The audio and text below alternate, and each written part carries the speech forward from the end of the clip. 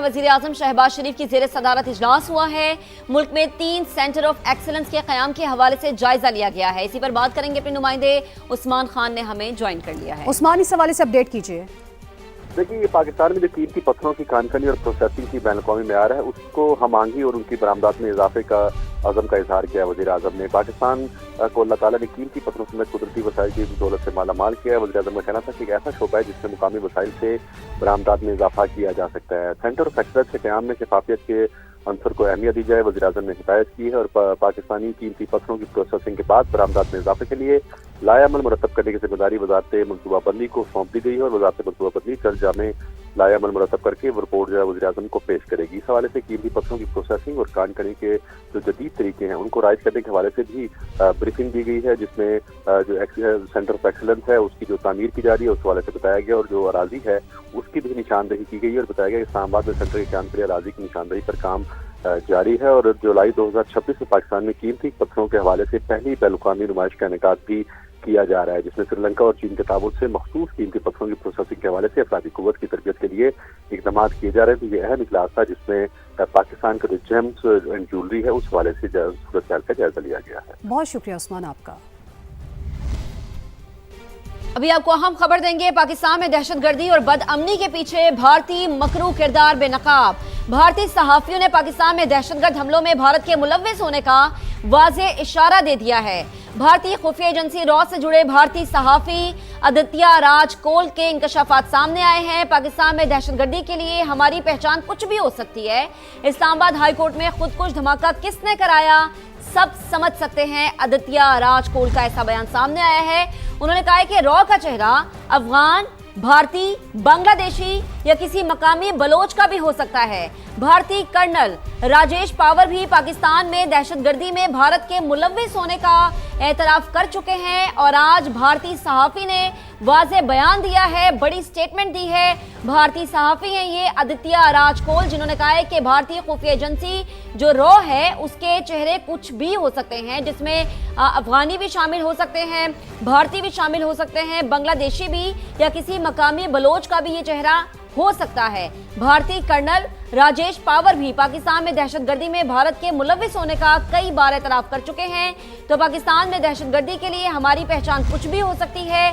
भारतीय खुफिया agency raw से जुड़े भारतीय सहाफी आदित्य राज कोल के इंकशाफात सामने आए हैं। इस्लामाबाद हाई कोर्ट में खुदकुश धमाका किसने कराया, सब समझ सकते हैं। याद रहे कि इस्लामाबाद हाई कोर्ट में ये वही खुदकुश धमाका है जिससे कुछ देर पहले दिल्ली में धमाका हुआ था। तो उसके अगले कुछ ही मिनट्स के बाद हमने देखा कि इस्लामाबाद हाई कोर्ट को निशाना बनाया गया। रॉ का चेहरा अफगान, भारतीय, बांग्लादेशी या किसी मकामी बलोच का भी हो सकता है। भारतीय कर्नल राजेश पावर का अगर हम जिक्र करें तो उन्होंने भी पाकिस्तान में दहशतगर्दी में भारत के मुलव्विस होने का बरमला एतराफ किया है। तो पाकिस्तान में दहशतगर्दी जिसकी जड़ें कई बार बयान कर चुका है पाकिस्तान के भारत से जा मिलती हैं, और आज इसका बरमला एतराफ भारत के अपने सहाफी ने किया है। भारत का मकरू किरदार एक दफा फिर से बेनकाब हो गया है। दहशतगर्दी के पीछे भारत है। भारतीय सहाफी के इंकशाफात जो कि मोदी सरकार के लिए एक दफा फिर से हजीमत बन के चीख रहे हैं कि भारत की सरजमीन जो है वो दहशतगर्दी का गढ़ बन चुकी है। तो कर्नल रिटायर्ड आबिद लतीफ साहब हमें ज्वाइन कर चुके हैं। आबिद साहब, आपका बेहद शुक्रिया समा के लिए वक्त निकालने का। आबिद साहब, भारतीय सहाफ़ी आदित्य राज कोल जिनका ताल्लुक भारतीय खुफिया एजेंसी रॉ से है, उन्होंने बड़ा इंकशाफ किया है और आखिरकार भारत का मकरू चेहरा जो है वो दुनिया के सामने ले आए हैं। उन्होंने कहा है कि रॉ का चेहरा अफगान, भारतीय, बांग्लादेशी या किसी मकामी बलोच का भी हो सकता है। और इस्लामाबाद में जो खुदकुश धमाका किया था उन्होंने कहा कि वो भी किसने कराया ये भी सब जानते हैं। तो उनके इस बयान को, इस इंकशाफ को आप कैसे देखते हैं? बिस्मिल्लाहिर्रहमानिर्रहीम। जी, बहुत शुक्रिया मुझे इनवाइट करने के लिए। देखिए, ये तो रॉ का पुराना तरीकाकार है। हम तो पाकिस्तान तो पिछले बड़े अरसे से कह रहा है कि रॉ जो है वो पूरी दुनिया में टेररिस्ट एक्टिविटीज कराती है, वो टारगेट किलिंग कराती है, वो सारे के सारे जो बम धमाके इस रीजन के अंदर जितनी इंस्टेबिलिटी है उसके अंदर रॉ इन्वॉल्व है। और ये खाली अभी नहीं जी, आप इवन अगर आप 5-10 साल भी पीछे चले जाएं, जो हमारे शहरों में स्पेशली 2029 में फिर 8 में जो ये सारी वेव आई हुई थी और शहरों में भी धमाके होते थे, पेशावर, पिंडी, लाहौर, उनके अंदर भी कई दफा जी लाहौर के अंदर जो बहुत बड़ा एक वाकया हुआ था उसके अंदर भी रॉ की डायरेक्ट इन्वॉल्वमेंट थी। फिर उस तरह से इनके नेवल ऑफिसर जो जिस तरह से बलूचिस्तान के साथ ईरान की जो एरिया है उसको यूज करते हुए यहाँ पे लॉन्चिंग करवाता था, जो अभी भी जो पाकिस्तान की कस्टडी में है। तो आई थिंक एक नहीं कई हैं, पाकिस्तान ने ऑफिशियली इसका डोजियर भी दिया पूरी दुनिया को, इसमें इनकी पूरी ये सारी एक्टिविटी बताई गई। तो रॉ तो कोई छुपी भी नहीं है, लेकिन मैं समझता हूँ जी कि अगर खुदा न खास्ता हमने इसमें जो कुछ रॉ करती है उसका हमने खुदा न खास्ता 1% भी किया होता तो इन्होंने पूरी दुनिया में इसका ढंढोरा पीटा होता और पाकिस्तान को एक टेरर स्टेट और एक टेररिस्ट डिक्लेयर करा चुके होते।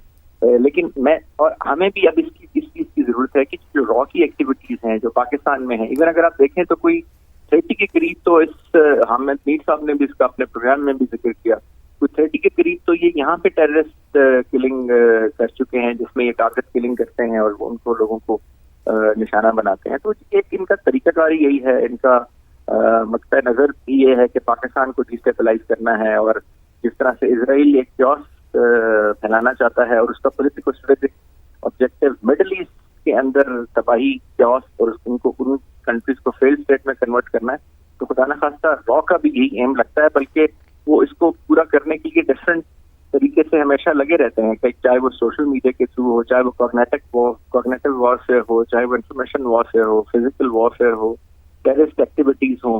तो they are into everything which is very diabolical and which is against Pakistan. ठीक है, कर्नल रिटायर्ड आबिद लतीफ साहब हमारे साथ मौजूद थे, इस पर कमेंट कर रहे थे, आपका बेहद शुक्रिया। आगे बढ़ते हैं। मुज़ाकराती अमल में कई नई पेशरफ्त हुई। पाकिस्तान ने सालसी में बहुत अहम किरदार अदा किया है। ताज़ा तरीन पेशरफ्त पर मुशावरत ज़रूरी थी, इसलिए दोबारा पाकिस्तान किया। मुज़ाकरात किन शराइत के तहत आगे बढ़ सकते हैं, इसका जायजा लिया है। अमरीका के गैर ज़रूरी मुतालबात गुज़िश्ता मुज़ाकरात की कामयाबी की राह में रुकावट बने। वाशिंगटन में फायरिंग के वाक़े के बाद अमरीकी सदर का पहला इंटरव्यू। CBS टीवी से गुफ्तगू करते हुए सदर ट्रंप ने कहा, मैं गिरा नहीं था, सीक्रेट एजेंट ने मुझे नीचे होने का कहा था, वहां ज्यादा वक्त इसलिए मौजूद रहा ताकि देख सकूं क्या हो रहा है।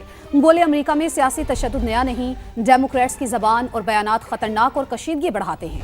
हालिया सूरत हाल माजी के मुकाबले में ज्यादा संगीन नहीं लगती, सियासी माहौल में सख्त बयानात मसला है। सदर ट्रंप मुल्जिम के तहरीरी इक्तसाबात पढ़ने पर अमरीकी टीवी एंकर पर बरहम।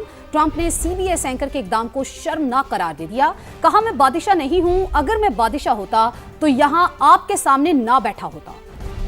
2024 में जिन वोटर्स ने डोनाल्ड ट्रंप को इक़्तिदार की कुर्सी पर बिठाया, आज वही लोग अमरीकी सदर के खिलाफ हो गए हैं। अमरीकी टीवी CNN के मुताबिक 2024 के इंतखाबात में सफेद फार्म अफराद, शादीशुदा अमरीकियों और $50,000 से कम आमदनी वाले शहरियों में ट्रंप को गैर मामूली मकबूलियत मिली थी। ताहम अब उन्हीं लोगों की वजह से ट्रंप की रेटिंग मुस्बत से मनफी हो चुकी है।